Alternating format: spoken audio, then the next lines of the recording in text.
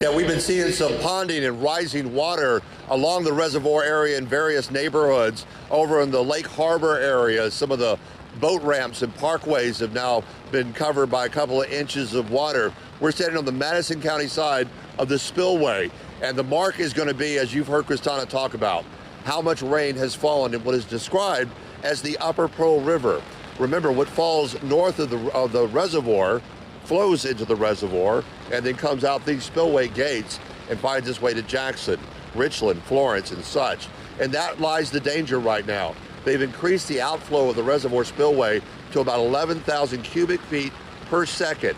We've talked about much higher numbers in the past. Well, we're going to be seeing that as that water that has already fallen and is falling now is finding its way into the reservoir.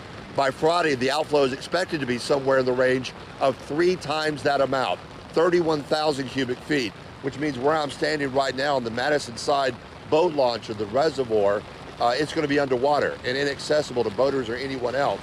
The other challenges we're dealing with on the Rankin County side, according to Rankin County EOC, on Hugh Ward Boulevard, some of the waterways, the ponds, if you will, have now left their banks and are now crossing the roadways, posing some flooding on that situation.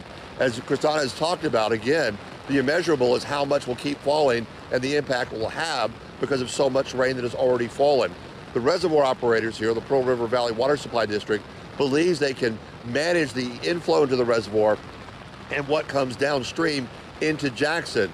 But projections right now is that by Sunday, the Pearl River will be at about 27.5 feet. That's right at flood stage, which means you'll have some minor flooding in lower lying areas and streets that have a tendency to back up.